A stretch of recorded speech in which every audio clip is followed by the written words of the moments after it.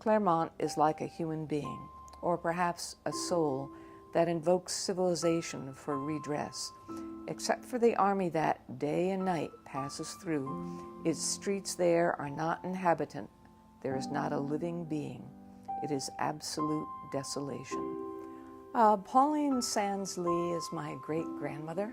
I inherited from my father, which would be her grandson, the 38 journals that she kept throughout her life.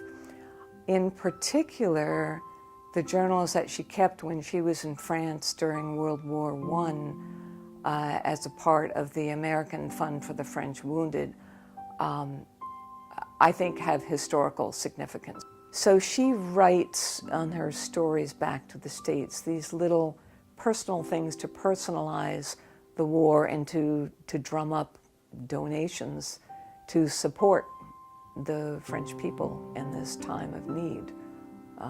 And again, really frustrated that the US didn't get into the war until Wilson finally conceded. Now, I personally am a pacifist, so I'm just as happy we didn't get into the war sooner. But reading these journals have given me a different light.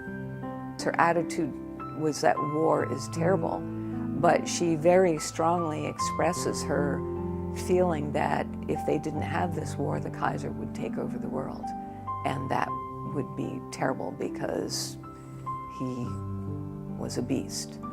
In one part of the journals, she talks about visiting one of these infirmaries where a German prisoner had just hanged himself, and they found in his pocket a letter from his wife saying their only child had starved to death and she was going to kill herself. So she picks up these very personal stories that makes it come alive, the horrors of the war and the humanity of the war and some of the wonderful things that happen and the generosity of people.